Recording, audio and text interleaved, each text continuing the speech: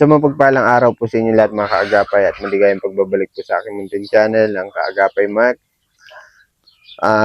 Please like and share po ng aking mga upload videos at huwag nyo na rin pong kaligtaan i-subscribe at i-click yung notification bell para updated kayo sa aking mga manibagong upload videos. Yun lamang po. Yan, bali alas 6 na po sakto. May 14. Yan, may panibago po tayong pupuntahan. Isang bata na labas ang bituka. Yan, nasabi ko na po ito sa live ko. Ngayon lang ako nagkaroon ng chance na mapuntahan sila at makita yung sitwasyon nung bata, lalo nung bata. Yan, lumapit po kasi sa atin ito, nag-message sa atin, humingi ng tulong. Kung maaari, kung ano yung mabigay nating tulong sa kanila. Tara po, samahan niyo ako mga kaagapay. Sa gitna rin po ito, halos ng Danawan. Dito na po tayo sa kanila. Hello po ate. Good morning. Ano nga po ulit pangalan mo? Marilyn. At si ate Marilyn. Good morning. May dala tayong ano dyan. Yung bigas at delata noodles. Sinamahan kasi ako dito ng mga bata para matuntun itong bahay nila. Pwede po makituloy? Ate, pwede po pasipit mo ito sa ano mo? Mic po yan, mic. Kahit sa ganito na lang po. Ganito yan. Parang ipit lang po yan. Ganito po, ganito. Ayan. Bahay niyo po ito sarili? Hindi po. Doon po yun sa biyanan ko. Doon po sa asawa ko po. Bali pinapatira lang po kayo dito? Naman po kami ng sarilang bahay. Mga ilang taon na po kayo naninirahan dito? Tagal na din po. Mga years? 2 years? Simula po mag-asawa po kami. Ilan po ang anak ninyo? Isa lang po. Isa lang, yun lang yung mismo. Tulog pa si Tutoy? Tulog pa po. Lalaki po kasi yung mga kaagapay. Nakausap ko na to si ate. Ako po tayo ate, pwede po. Tuloy na po ako ha. Pasok na po. Ito bali nakikipanaluyan sila dito. Tulog po. Tulog. Ilan taon na nga po? Anong pangalan po ng anak niya? Nathan po. Si Nathan. Ilan taon na po siya? 8 po. Pwede ko malaman natin kung anong nangyari po sa bituka niya. Sige po, po lang po kayo. Ano po, kasi po nung simula bata pa po kasi siya, yung pagkapanganak pa lang po namin. Ako po, nang sinugod po siya ng sa BMC po kasi po hindi siya nakakadumi. Nagsurukan na po siya. Ilang taon po siya nun? 3 days pa lang po siya. 3 days? Opo. Sinugod nung asawa ko po. Sa BMC? Opo. Ano daw po yung unang findings ng doktor? Hirschsprung disease. Ano po? Hirschsprung disease sa bituka po. Ano pong klase yun? Ano pong pagkapaliwanag ng doktor? Sabi daw po kasi, may ganito daw pong hindi nagana na bituka. Yun daw po ang tatanggalin. Inborn? Opo. Pero hindi pa po siya naoperahan noon. Pinauwi po kami noong December. Tapos, December po ng 2017. Ibig sabihin natin, 3 days pa lang siya, nagparasuka siya. Ilang linggo po siya na-confine? Ay, buwan po yun. Buwan po kasi inabot sa BMC? Opo. Diyos ko po. Inuwi nga namin po yan, ay butot balat po siya. Kala namin nga mamamatay na. Sabi nga nung asawa ko ay sabi niya, sige na nga na kapag hindi mo na kaya, okay lang, iniyakan na niya. Pinalabas nga po kami, butot balat na po. Kaso, nung na po, 2022 po, pinaoperahan na namin po kasi may tumitigas na po dito. Tapos naniniwalaw na po siya, kita na po yung backbone niya dito. Tapos yung tiyan niya po ganyan na. Ibig sabihin yung sinasabi niya pong isang bituka na yun, dumadaan yung pagkain doon, pero hindi na parang natutunaw. Tinatsagaan namin po yan, disundot po. Hindi pa nakalabas ang bituka niya po. Ngayon po, nakalabas na po. Okay na po. yung nilabas yung bituka niya na yun, doon po siya dumudumi. Opo, Kasi ang dami po sa mga kumakain na. doon na po siya. Ibig sabihin, yung mga tinunaw natin pagkain, ay hindi niya na mailabas sa pritan niya. Kailangan ng putulin at ilabas yung bituka. Opo. Mm. Sa awa ng Diyos, umabot siya ng 8 years. Kaya nga po, Nakakasurvive siya. nung nakaraan nga po yung February, nagpunta na naman kami sa ano po, sa BMC kasi po, nagangsuka na naman po siya. Kala nga namin kung paano na, tapos may nalabas sa fitness. Ang pala yung ano daw, na infection daw po. Tapos sabi nga po daw, tatawagan. Naghihintay nga po kami tawag. Sabi daw po, ibabalik na daw po sa dati. Naman po natawag sa aming doktor po sa BMC. Mm. Ang hirap po ay, Lalo nag-iisang anak niya. Ano? sabi nga niya, Mama, gusto ko ng kapatid. Sabi ko, paano ka magkakapatid ka ako? Iganyan ka ako. Hindi ka namin sabi ko, gusto mo. Sige ka ako. Hindi ka na namin maalagaan ako. Sabi ko, saka na lang ako pag normal ka na. Hirap ay yung asawa ko, hindi na maano ng kakatrabaho. Ano pong trabaho ni mister niya? Construction lang po. Minsan po natanim kami ng gulay. Kasi pag walang trabaho, hindi kami makakabili ng colostomy niya, tape niya, tapos yung bulak, yun po yung kailangan pagpalit niya po. Pag maglilinis, Oo. magastos po talaga. Ano? Lalo na po yung colostomy. Pag kada linggo po ako na-order nun, 1-1.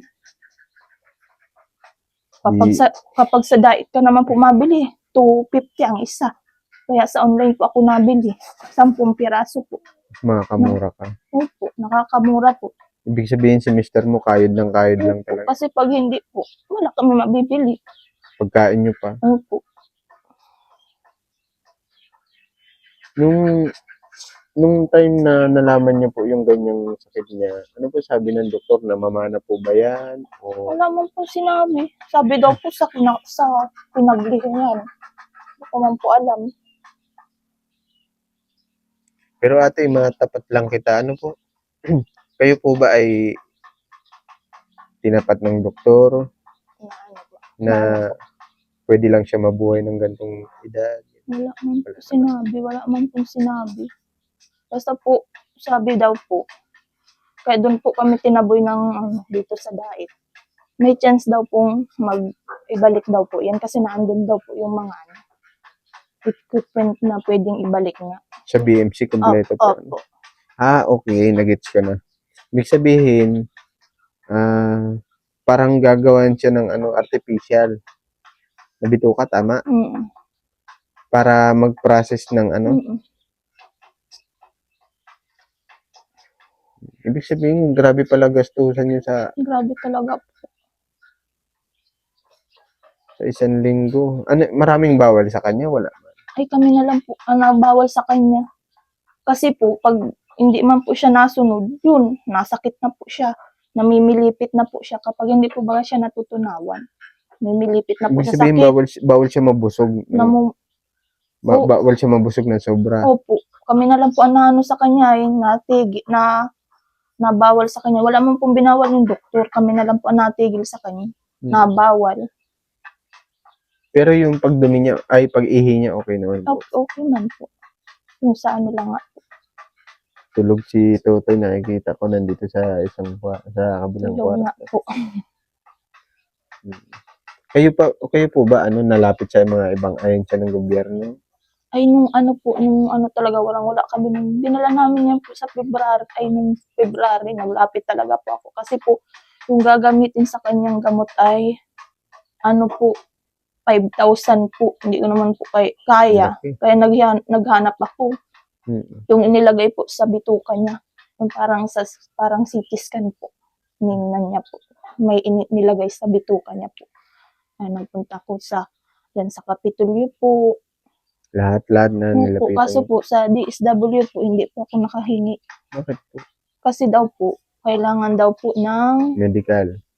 Opo, certificate. may medical naman po ako, pero ang nakalagay po inpatient. Yun man po ang binigay sa akin ay inpatient po. Papabago mo yun. Opo, hindi man na din ako naghingi doon. Anong yung mga kagabay sa totoo lang, sobrang higpit ng DSWD pagdating sa ganyan. Naunawaan ko naman kahit isang letra lang ang mali mo, hindi na nila papayagan. Hindi nga po. Buti doon sa Kapitolyo, yun. Nabigyan ka po. Opo, nabigyan po ako doon. Kaya minsan Kahit- nandidismaya ako dyan sa DSWD sa DAET dito sa amin. Kasi nga, konting diferensya lang. Yung isang diferensya lang papabalik nila. Pero naunawaan ko at rules nila wala tayong magagawa. Kaya lang, yung pagod ng tao, yung pamasahe ng tao, yung pila ng tao, hindi ba nila na gets na ganito.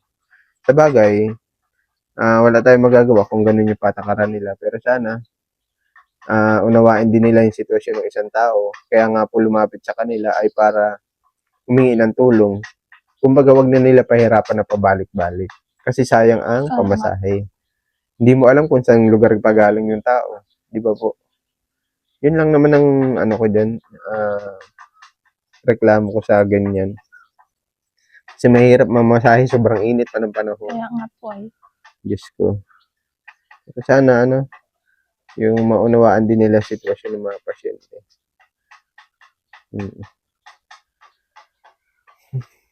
Ano pa pong nag-aaral na po yan? Si Grade Nita. grade 3 na po ngayong pasukan. Hindi naman siya nabubuli. Hindi man po kasi po, pinapaalam namin yan sa mga klase niya, sa mga teacher niya po, tapos dun sa principal. Kasi po nung hindi na nga namin yan pinadaycare kasi nahagas yung papa niya. Kinder na po siya. Kaso, sabi ng papa niya, sige anya, papaaralin natin yan. Pero yung module daw po, kasi po nahagas nga po sa ganyan. Nakiusap ako sa principal. Sabi niya po, papasukin na lang kasi pag module daw po matatagalan. Sabihin na lang daw po. Oo, tama din naman kasi para may makasalamuha din siya ibang bata. Pero hindi ako makaalis-alis. Nandun lang po ako, bantay lang po ako. Yun nga, alam po ko maghapon lang po. Focus lang talaga ako sa kanya maghapon. Siyempre, simula kinder, ganun talaga. Nag-iisang anak nyo.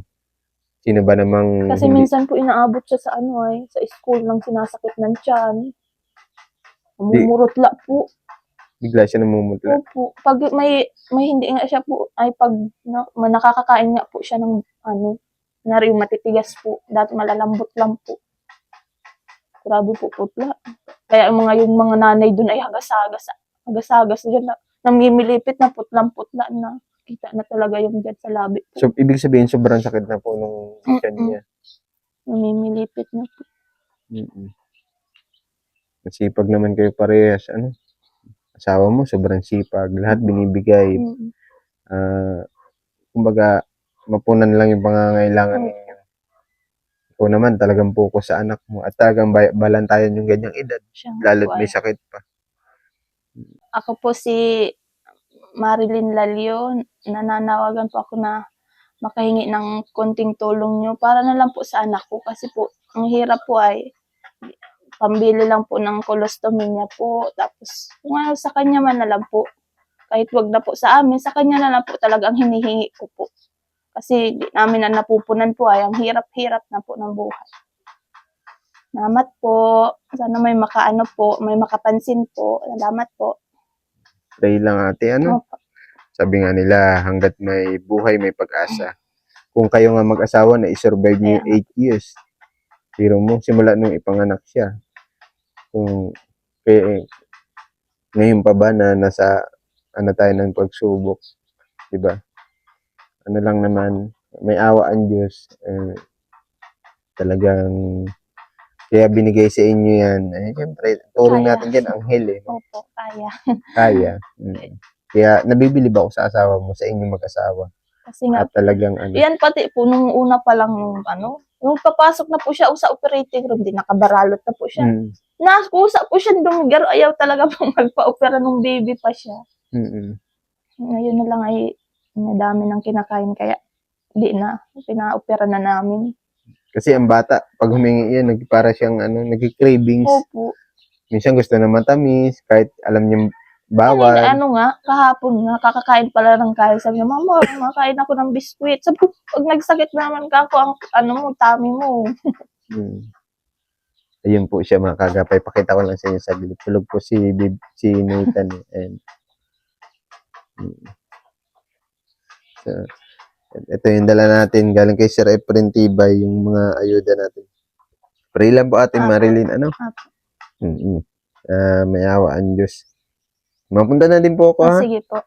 Maraming salamat po sa pagpapaunlak.